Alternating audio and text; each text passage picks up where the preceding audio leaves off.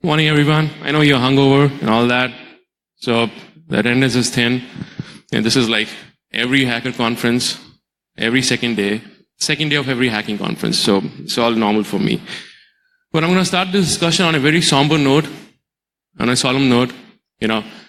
Cyber analysts like me who work in the government have been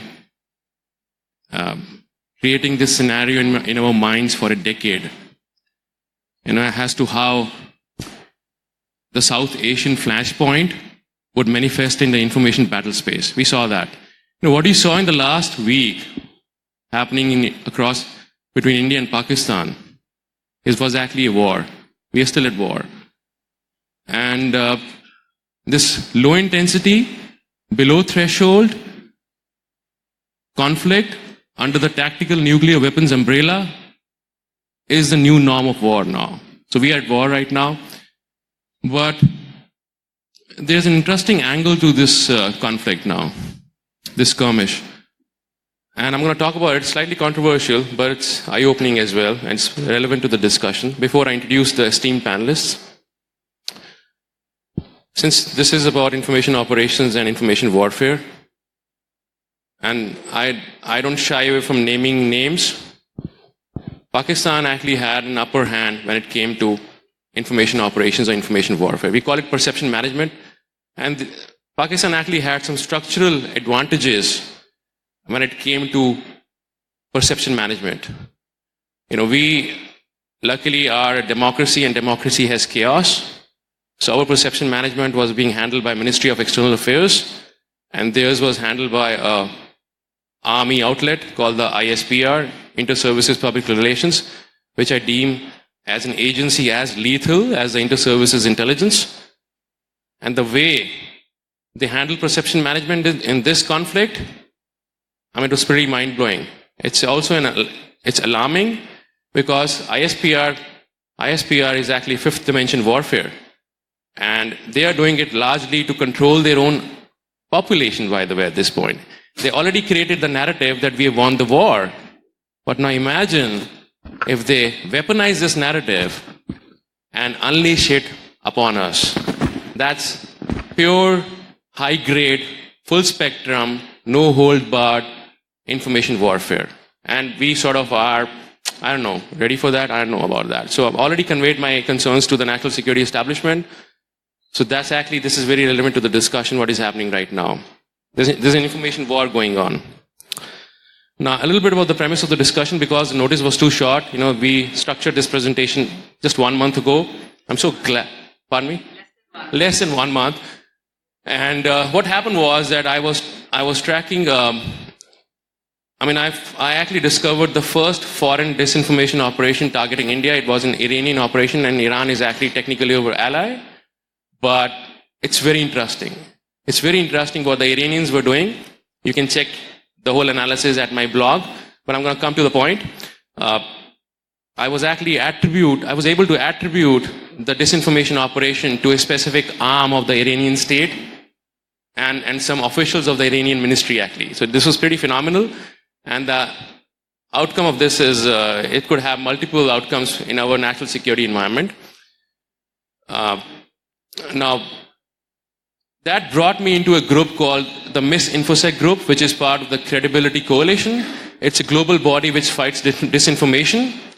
And MISInfosec is a portmanteau of misinformation and infosec. So we are trying to create tactics and procedures for misinformation and disinformation, just like we have them for cybersecurity, like MITRE ATT&CK and all these frameworks. And as of now, there are just half a dozen people in that group. There are very few cyber threat intelligence analysts who have that kind of understanding of information warfare. One of them is Gruck, and there are a couple of people from serving members of the US Special Operations Command, and some other like-minded people, if I may say so, and just half a dozen people. So we were looking for panelists, and we're like, there's no one here. It's like a wasteland, Elliot's wasteland, right? So, and I invited a national security advisor, a former one, and also a chief of army staff. But the notice was too short, they didn't come, and that's good. Because in any case, they didn't have any idea about information warfare, especially cyber-enabled. So that gives us ample time to, discuss and, let's not, schmooze the dignitaries. Let's talk about stuff. No? So that's good. Okay. I'm also, by the way, not only a moderator, I'm also a panelist. So I'm going to take my own 5 minutes as well. Just be patient with me. But I'm going to first introduce you to the esteemed panelists here. I'm going to start with the wonderful lady. Eva is she's a fixture in the cybersecurity community. I've been following her on Twitter for a long time. She's one of those few people who live at the intersection of civil liberties and I would call it cyber operations, but she's a hacker as well. It's a rare mix of talent, and she calls herself Outrage Fairy, and with a beautiful hairdo, she looks like a fairy as well. And she comes from, her parents migrated from Latvia, which was in the Soviet Union. She understands the power of free speech, and I think it's evident from her disposition, I say, and her writings, and her work at the Electronic Frontier Foundation.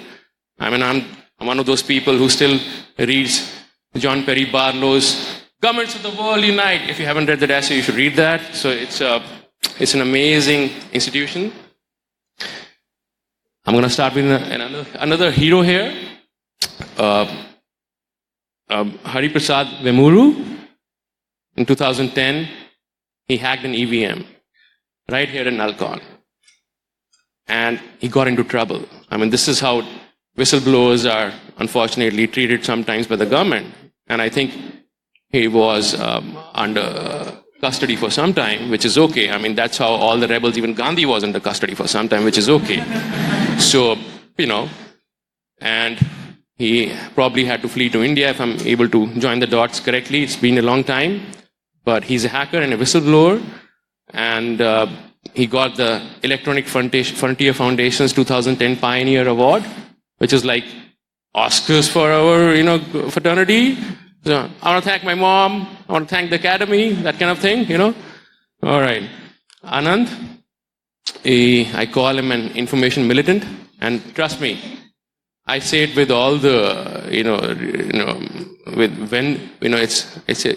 I venerate him. And I come from a frontier town of Tarantaran in Punjab. And he comes from, Tamil Nadu. We sort of are, those minorities living at the fringes of the mainstream society. So we respect our rebels. We respect our buggies. He's a buggy. And he's the one who waged an information warfare campaign against Aadhaar and made sure that Aadhaar eventually turned out, its loopholes were exposed. By the way, I was the first cybersecurity manager of Aadhaar. So we should be basically screaming actually punching each other in the faces. But, I abide by Voltaire's philosophy that, I may disagree with you, but I will defend to death the right, your right to free speech. Now, all right. Now comes my 5 minutes of fame, my 5 minutes of exposition, if you will. Because I need to set the stage here, because this is a new thing for the audience. Most of them come from typical cyber threat intelligence backgrounds. So I need to apprise them of a new attack surface. I'm going to talk in your lingo, but this lingo would fit into a new jargon, a new taxonomy. Bas Alberts, he's an exploitation engineer par excellence. He is probably one of the greatest exploit engineers in the industry, works at Immunity. And he was sitting in the toilet one day and he wrote a long essay on DailyDave. And he said, you know what, we've been hacking logical attack surfaces, physical attack surfaces, but the Russians actually attacked the brain's attack surface. And they basically made the whole population a programmable entity. And this is a very important fact. When exploit engineers start talking about what I call cognitive cyber offense, we are at the cusp of a revolution here in exploitation, by the way. This is exploitation. This is not bullshit. A lot of philosophers come here, talk about thought leaders, talk about cybersecurity. This is not that. This is hardcore exploitation, by the way. This is cyber offense. Let me give you another example. There have been largely two schools of thought when it came to cyber offense. One came from the US and the allied powers, the Five Eyes, and they're like deny, degrade, disrupt the adversary.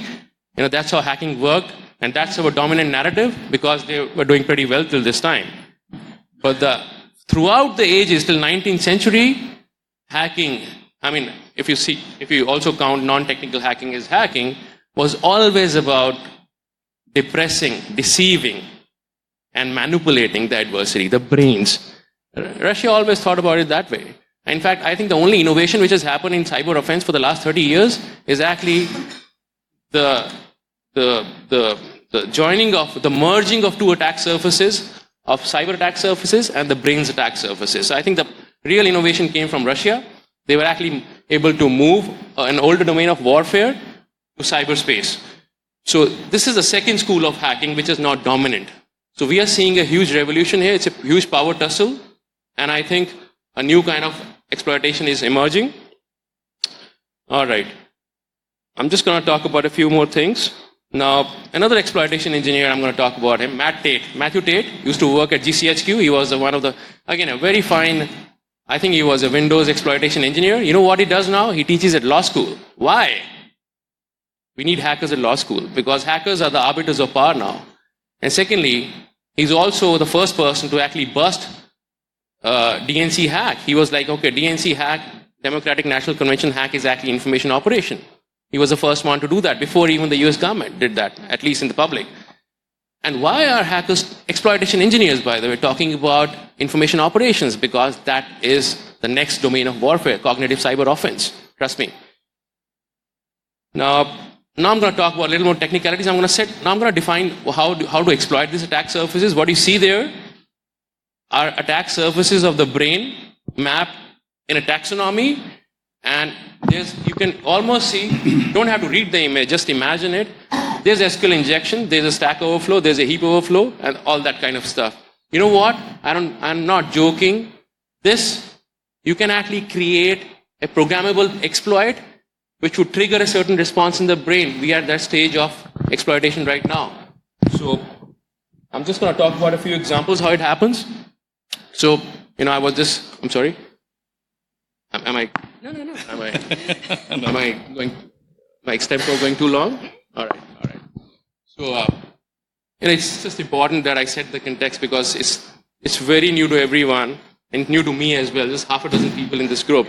So, let me give you a few examples how it happens. It happened to you, by the way. You all been manipulated at this point. Now, information warriors, know that there's a thing called the Overton Window, and now largely. Our national narrative, our national discourse, it's like a crowdsourced thing. We together define what are the boundaries of a discourse. And this happens informally. It's called the Overton Window.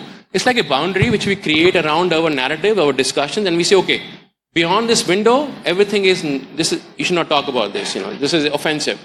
Within that window, everything is okay. Now, what the hackers are doing, they're exploiting this Overton Window. Let me tell you how. And exploiting this Overton window is not simple.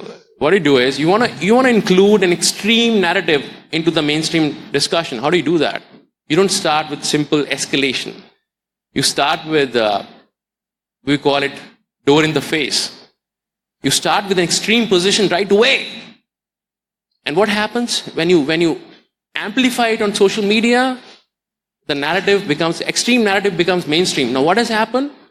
The Overton window is like, let's say it's like a hexagon or a sphere or something like that. Suddenly the Overton window would stretch to the extreme narrative and it'll become mainstream. Let me tell you how it happened in India. We actually faced cognitive cyber offense, by the way. The words like anti-national, it's okay. It doesn't, number one, doesn't matter what your political ideology is at this point. I'm talking about information warfare. When you start with a position which is so extreme that anyone is either nationalist or an anti-national, this is a door in the face because it's a hardcore binary. Either you're with us or without us, all right? And then the media picks it up. And there's a Times Now debate. Nation wants to know who's the anti-national, who's not. And suddenly the Overton window has stretched and an extreme narrative has become mainstream. That is information warfare 101. So this is how it plays out. Fact-checking doesn't work, by the way. Fact-checking doesn't work because as MIT media of The Media Lab on Social Machines said lies travel faster than truth. It's not going to work. And secondly, these intermediaries like Facebook and Twitter, they're not going to help us. You know what? Because just like in cybersecurity, the false positives are too high. If you block the false positives to detect disinformation in a machine learning way are actually 10 to 20%. So if you block 100,000 pages, many of them will be legitimate. And that means lawsuits. So I'm just going to sum up and pass on the baton to other people. So one of the researchers, part of a group, he's a cognitive scientist, but he was early an engineer. And he says, red team your brain. By the way, it's very difficult to be neutral. We all biased in some way or the other. He gave an example. He was at this panel discussion on information warfare, and he passed on a chit to everyone. Are you biased? And they're like, yeah, we study information warfare. How could we be biased? That's an implicit bias we all have. It's very difficult to get rid of a biases. Red team your own brain. And these attack surfaces, how they manifest. There were two philosophers, or two psychoanalysts, Kahneman and Tversky. They realized that almost every human response is replicable, reproducible, and it can be triggered by certain information and facts that we process. Brexit weaponized it. Brexit was just about micro-targeting. It was what we call in mathematics dimension reduction. So a human personality, there's on an average, there would be around 2,400 gigabytes of data on every person, in 2020. So what we create is, we create a multi-dimensional model of you, a profile. It's very easy to create it, by the way. I don't even need your social media. I can actually create your psychological profile just by following your retina movement, by the way, at this point. It tells you a lot about how anxious you are, how neurotic you are, by the way. I can create a nice multi-dimensional profile. I'm going to convert it using mathematical modeling into a two-dimensional matrix. And that's what Brexit did. Nobody talked about it because micro-targeting is sexy. And somehow, dimensional reduction is not sexy. So this is the future of cyber offense. And that's my sort of opening statement. And let me tell you one more thing. Just one, and our social structure throughout life remains the same. You will always have one best friend, two frenemies, two BFFs, and whatever, and a couple of, people you don't like, but you have to tolerate them. Your social structure remains the same. Someone told me, you know what? You want to exploit Putin's mind? You know whom to target, because he'll probably always have one best friend if he has one, and stuff like that. People may change, but your social structure would always remain the same. On that note, let's open the discussion for cognitive cyber offense. And it's going to be extemporaneous. I'm not going to lead you into a discussion. Let me open the discussion with Eva, if you permit. And the baton is up. Hey there. So I am going to begin by disagreeing with most of the premises that our esteemed panelist has just laid out. The first is that information warfare is not new. And it is not all-powerful. To begin with, anyone who has ever had a marketing or a sales job knows what information warfare is. It's just trying to get people to do what you want them to do. And if you are a government, maybe you want them to vote for Brexit. But if you are a seller of soy milk, you just want them to buy your soy milk. When working for the Electronic Frontier Foundation, one of my sort of jobs a few years in was that I worked as a professional activist. And activism is essentially just trying to sell something that isn't gross. My job was to sell people on the idea that digital civil liberties meant something, and that they meant enough that you should give EFF money, or buy our stickers and t-shirts, or write the letters that we thought that you should write to your government or to various companies. That is all information warfare. It's not magic, it's just marketing. Furthermore, it is not consistent, and it can actually be really difficult to replicate. The idea that humans are these programmable machines and that we no longer have free will and that we no longer have power is bullshit. because if that was true, it wouldn't have been that hard to sell the British on Brexit or Americans on Trump. Or any number of countries on ultranationalism. The notion that information warfare is incredibly powerful, that some other being or country or power is responsible for what your country just did or the decisions that your people have just made is really tempting. It's comforting because you want to believe that the people you know didn't do that. You don't want to believe that your country has just done something stupid, that they've just bought a lemon, that they have just bought into some political ideology that you find horrifying, that they have just voted for, some kind of decision like Brexit, which is not going to be terribly good for, okay, let's go with anybody, even Theresa May.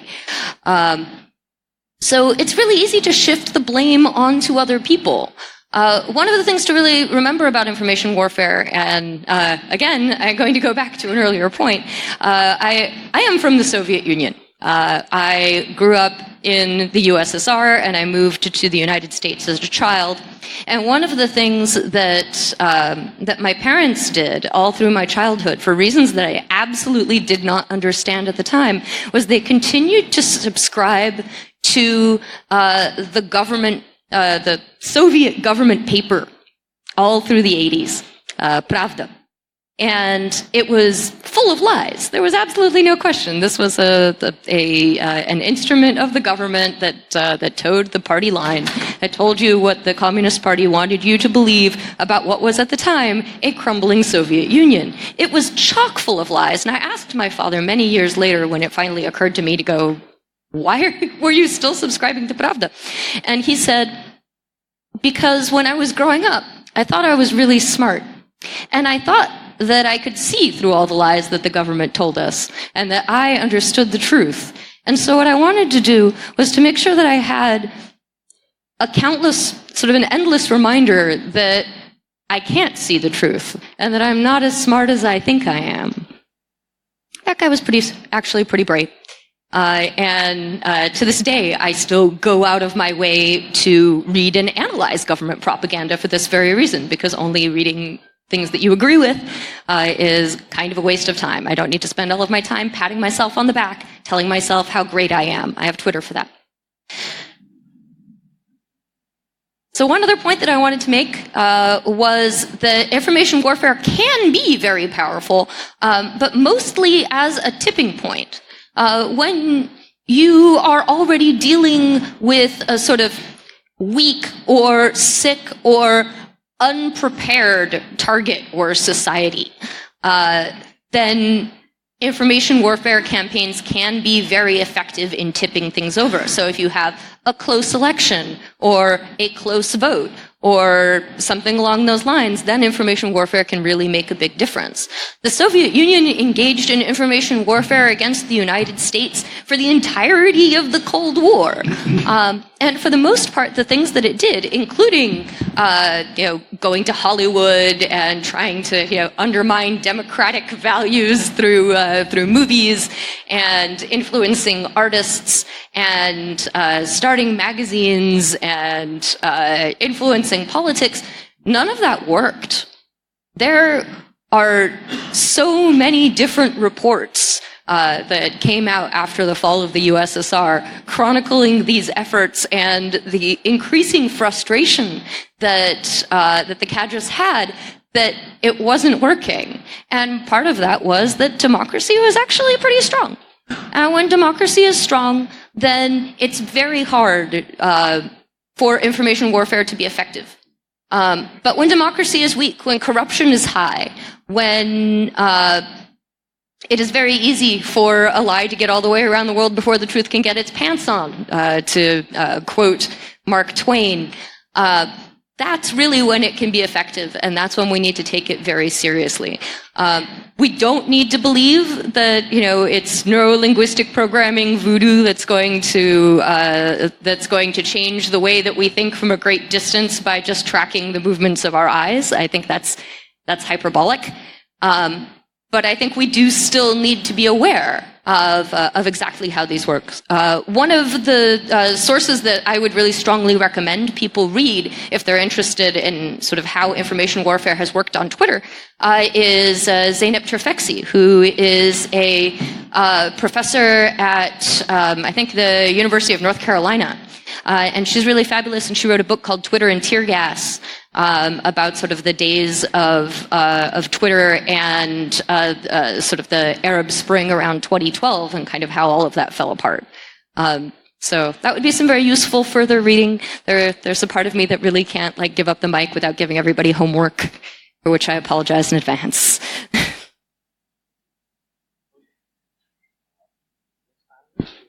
Why don't I take it? Yeah.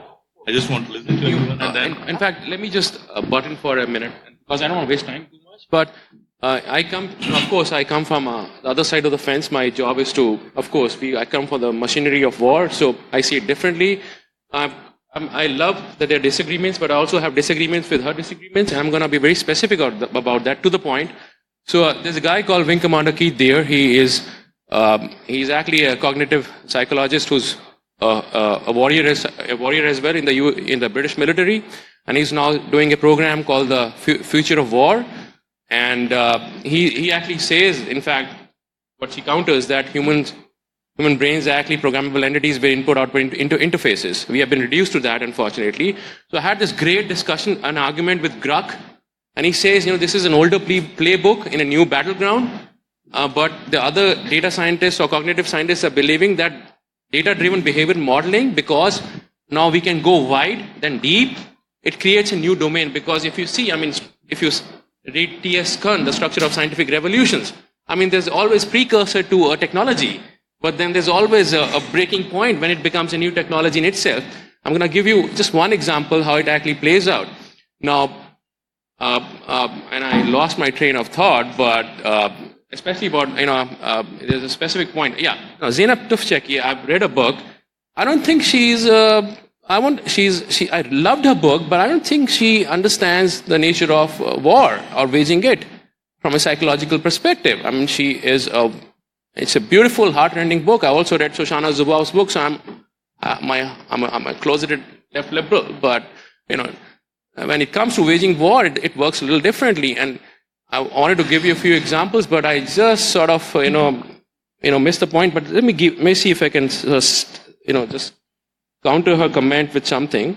But in any case, you can go through Wing Commander Keith Deer's presentation and see that actually we have become programmable entities with specific input-output interfaces. We actually are sort of algorithmic. See, the whole idea, her idea about defending our individuality or free will actually is the Western's notion of neoliberalism and the whole idea of Western Enlightenment, and it may not work scientifically. There could be contestations there. So I'll just leave it at that. Anand, why don't you? Yeah, let's start with that. So most of my experience on information warfare is on Aadhaar, okay? And to put it very simply, 2 years ago, I was mildly supportive of the program because of what I call as a tax-paying vulnerability, right? And let's just explain to it. How many of you believe that your tax dollars or tax rupees are wasted by the government? Just raise up your hands, right? Have you actually understood that's the most important vulnerability that Aadhaar used? Okay, so let me explain to that. And it is important that you understand the vulnerability because almost all of us feel that our tax rupees are being wasted on something, right? And in India, we have a so-called socialistic government or welfare government, and people believe that tax dollars I'm giving, which the government is spending on welfare, is basically a waste, and hence has to be managed properly. There's nothing wrong about it, right? That's a desire that you have, but there's also a deep vulnerability. So what the government actually used 2 years back was the rolled out an information warfare program funded by the World Bank, actively and abetted by a whole bunch of states, including the state of Andhra Pradesh and Telangana. I will come back to that, right? Right? Including the state of Andhra Pradesh and Telangana, which use the word billions, right? Now, how many of you really believe that the word $1 billion create a cognitive dissonance in your head? Do you really know how to count it? I mean, as an example? No, you can't. Yes. Okay. So you may probably be better. Okay. Just very quickly, what is cognitive dissonance? It's just an attack surface, I call it. So basically, because of your upbringing, because of your nature and nurture, depending on where you come from, you have fixed set of ideas which defines who you are. Like in Eva's case, she's an immigrant, came from the Soviet Union, values the idea of free speech and has a certain disposition. Anand has two, Hari has two, and I have one too.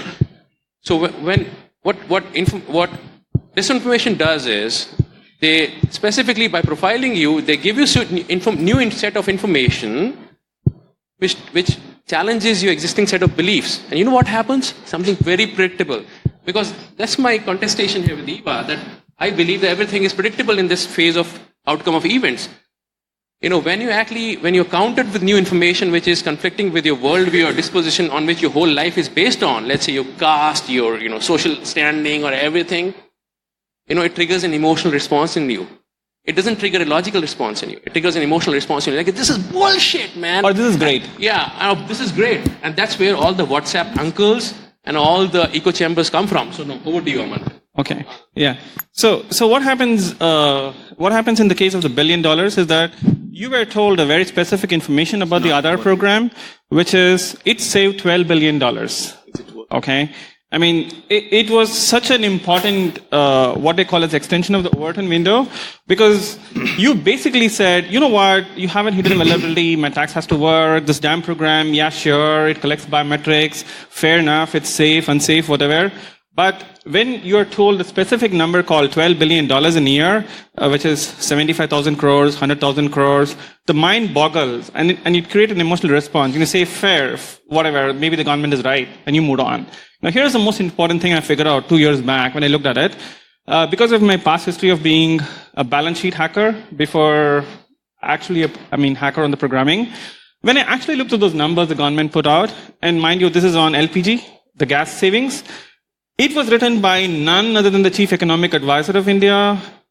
Subramaniam? No, the previous guy. Not Subramaniam. Not Raghuram. Arvind Subramaniam. It was written none other than the Chief Economic Advisor, Arvind Subramaniam, and it was published in no other place except New York Times. The damn thing basically said, Aadhaar saves billions. Yeah, sure, there were privacy problems. Yeah, sure, whatever, but Aadhaar saved billions on LPG, right? And guess what? I actually went deep dive all the way into multiple state government budget sheets, went all the way down to the center. I tracked every single oil shipment in this country. And you know what was the actual number I came up? Guess what? After all the costs were taken, the minimum loss that we suffered is $1 billion. Just on LPG itself, right? So what you basically got is an information warfare in your brain, and the damn thing worked, right? I mean, it's a classic example about the damn thing worked. Even today, people believe in my family WhatsApp groups that, well, maybe it's not $12 billion, but maybe it is 100 crores, but is it not greater than zero? I mean, why are you against it? Right? So you can see the molding pattern here. Then the pattern got extended to, guess what? Another interesting problem of the middle class brain, which I call it as the MNREGA program. So we have a guaranteed work for the rural poor program called MNREGA. The government basically wrote a wonderful, this time they didn't even bother with Chief Economic Advisor, New York Times and stuff like that. They basically used local ZTV and WhatsApp groups, right? And they said, well, so much of goes, so much of poor, so much of subsidy savings. They even got two guys from, I forgot, Michigan State University, some economists in Michigan State University, I'll go back and look at it, to write a wonderful article about how biometrics saved MNREGA programs. And the pilot program was on Andhra Pradesh, right? And so if you look at it, and if you look at it in general, Andhra Pradesh was what I call as a nerve center of the other, disinformation campaigns, right? Because of two interesting reasons. One is that most of the statistics are so made up. right? They just have one look at it and you say it makes no sense. But the question is, they were banking upon the fact that who in this bloody idiotic country called India would actually go look into a state government budget? I mean, how many of the people, right? How many people even look at the damn credit card reports, right? So this is basically a massive vulnerability in the population. So you may call yourself a great cybersecurity hacker who would write a whole bunch of reports on data security and other, but are you really mad enough to go and look at a state government budget when you don't even look at a credit card budget? This is exploitation surface at a very different level, and the damn thing worked. Believe me, the damn thing worked, right? And when I started writing about it, the first cognitive dissonance I face is, who the fuck are you? Right? I mean, you are arguing with New York Times author, economists with pedigree of PhD from Michigan and chief economic advisor. Who the hell are you? So this is cognitive attack surface in the sense that it's not about the data, it's about the reputation of the person who's saying the lie. And believe me, the first time it worked, right? The second time, Arvind Subramanian himself published a not so apologetic recantal on Indian Express, but not New York Times, right? And it basically made a statement which said, it is a probabilistic potential projection, blah, blah, blah, blah. But when the article in New York Times said it's saved, remember the distinction about how it worked, right? And this is just an example of what I call as cognitive attack surface. I will also discuss next with my friend, whom I call friend, because we collaborate on this. He was a previous BJP campaign analyst, right, called Shivam Shankar Singh. His job, believe me when I tell you this, his job was to win Manipur and the Northeast using data collected at a polling booth level through which micro-targeted messages for each individual is sent, right, which actually altered the outcome of the entire Northeast elections, apart from other factors. So here is the interesting part about India, right, which is, as a country, we are a lot more emotional, right? And we have unique attack surfaces which we have to be cognizant about. And the unique attack surfaces which we are cognizant about is about caste and creed, which a Westerner probably can't understand, right? And the other thing that we have in common with the whole of the world is about what we call as government, belief in government. And the biggest attack surface in India is most of the population actually believe in the government. Unlike in the West, which had a history of not believing in the government, so that's why the savings kind of stuff worked. So what Shivam Shankar Singh, he wrote a very wonderful book called How to Win an Indian Election. I really recommend you read it. You can really understand how they had operated. So the way in which he figured out is that India population fall for grand narratives, okay? And so what he did was, they basically scraped off electoral lists, which are anyway public. And as part of the Aadhaar project, there were multiple databases that was built with the state government, which had beneficiary data and stuff like that. And so you just basically pull them up and mix it up.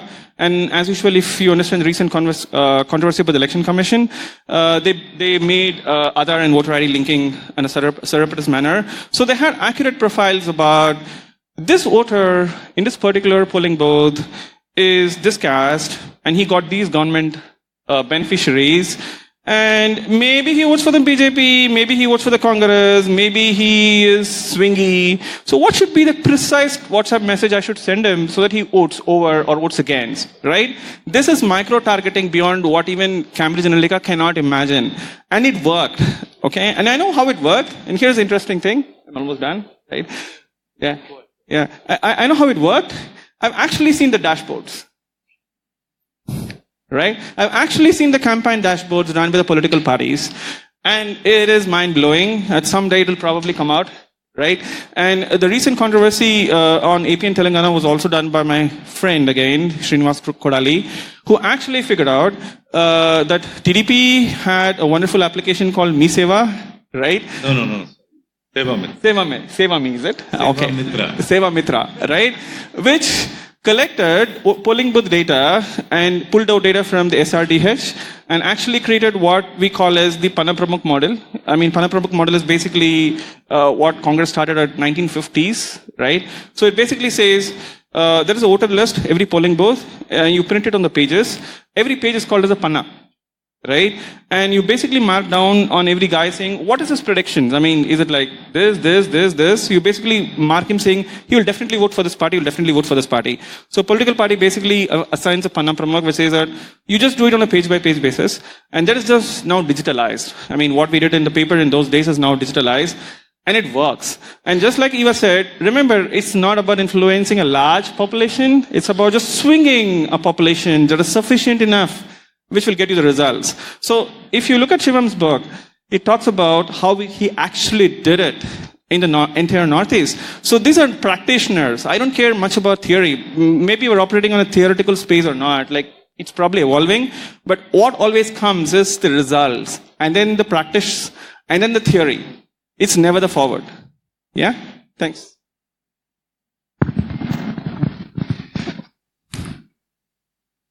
So seriously nervous to talk now.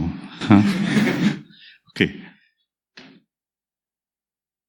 I was telling our moderator panelists today that there are some limitations which I may be able to spell out, I may not be able to.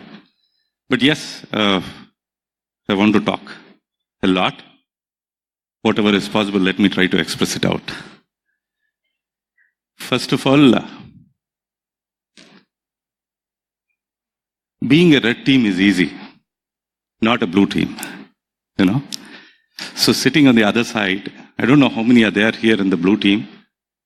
They know what's the problem when you have to sit on the hot seat and defend everything. And I do agree with the information warfare, which even we do. Let me tell about myself. I'm not just the advisor of technology to the government of Andhra Pradesh, especially to the Chief Minister of Andhra Pradesh. I'm also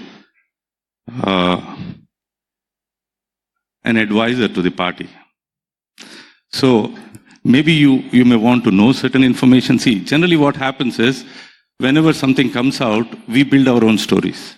And we think that that is true, or maybe true. Like what Anand was saying about Me Seva alias Seva Mitra. It's actually Seva Mitra.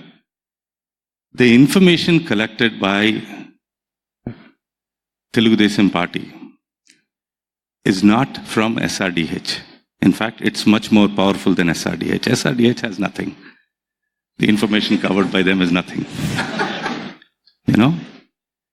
See, to win a war, I want to tell you, like, generally, when we feel that we are benevolent and we try to wage war against somebody who is a devil, it's not that easy to win. That's what I believe, nor maybe everybody believes. Always when we do something, we don't do with an evil intention. Generally, we do with a good intention. Before 2014, there was a survey done by the Telugu Desam Party, door to door. The information collected from the people with their own will, where we collected a lot.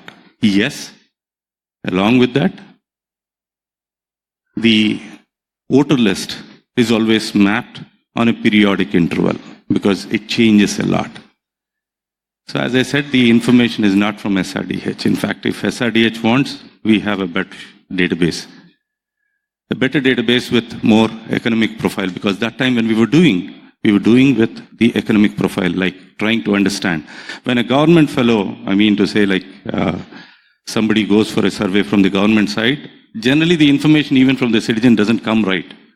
You know? Even a guy who has a car will try to say that he's running on something 100 rupee a day. Because he wants to have all those benefits. So let me come back from that, because I just want to cover it up that Seva Mitra is not that bad. Seva Mitra has information, and that information is used for, yes, the election intelligence. We just want to understand. We just want to understand, like, whether they are being influenced by this kind of information that is happening in social media. You can see, like, people are being navigated to a particular information to believe and in fact even check themselves whether they are correct or the information is correct, and they will be in a confusion. That's what today's politicians are using. Convince them or confuse them. So always like what happens is, how do I confuse the person who doesn't vote for me? And how do I convince a person who votes for me? That's how things are happening in India today. People are talking about election hacking and all, that's very small. The way it is being hacked is through the minds of the people today. Yep. It is through the minds of the people. And let me come back to Andhra Pradesh, how it is. For you guys or anybody working in information security, you need a subject to actually work upon. And Mr. Naidu is open enough to be the guinea pig. He always said that. And you are able to talk about it because there is a government which is trying to do it. And in fact, the government itself has now, under the able guidance of Mr. Naidu, has a cybersecurity wing which is hacking left and right every day, every department, and sending the information to them and asking them to correct it. It's not that easy to correct because you are habituated to a way of living and you love to do so. And you know what? The theory that what people or the department heads will come to defend about their department, they say the other department is also hacked. They don't say that why I am hacked. The other department also hacked. Let him be strong first, right? But actually to say it is very dangerous nowadays. It is too dangerous that the people who know can dominate the people who doesn't know.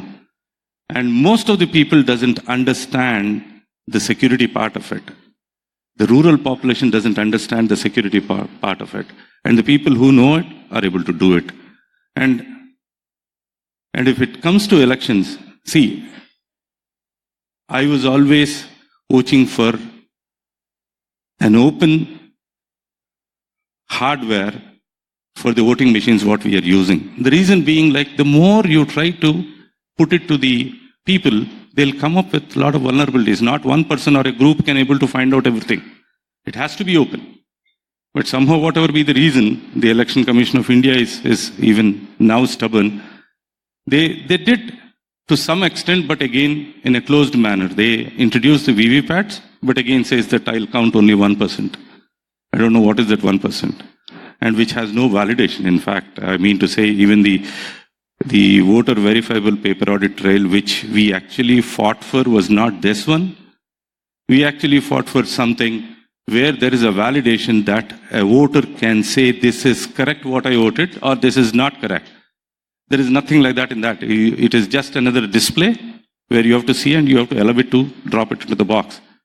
And whatever surveys happened till date says that more than 80% doesn't even look at it today. So the threat still prevails. And it is not. Many people in the Election Commission says that we are different from other parts of the country, other parts of the world. The machines are different, they are not connected and all. But they simply forget that the origin of this chip is not known.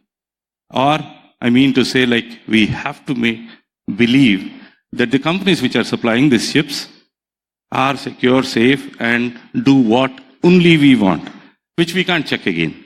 We have to just trust and believe. In elections, trust is not what you should accept. It is verifiability and accountability. That's what we always fight for.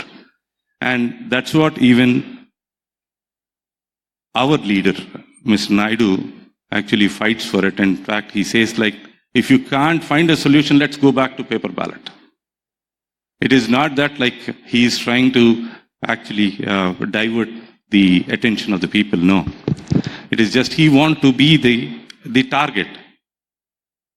He wants to be the target so that people can give attention to what is going on. The information warfare and this kind of hacking can really show the results as if they are as per the sentiment, but it is not. That's what. It is only those swing votes. It's not required that you need to hack all the polling booths. Because with the kind of information what every party is collecting, see, we came open saying that we collected this information. Do you think that the other parties are not having the information? They have. They don't come out. And they know very well that which polling booth has what percentage of votes that comes to us, what doesn't come to us. Then a simple computational mathematics will give us what is the heat map, and with the heat map we have to work with the targets. And when others is anyway working with that kind of intelligent tools, do you think that we should want to be fair, transparent, work with only conventional tools where you go with your bow and arrows and the other guy is coming and bombarding you? It's not possible. And this is what I want to say. So we have gone way past the allotted time. So we may not be able to encourage question, and also that's also a kind of information warfare on you because it's one-dimensional. But I'm just going to end it on a very humble note. We are still at war, so the undertones are slightly emotional, if you will. The way to defend ourselves is so fucking simple. Let me tell you that. Till Ahmad Shah Abdali came marauding, the Himalayas were our natural defense.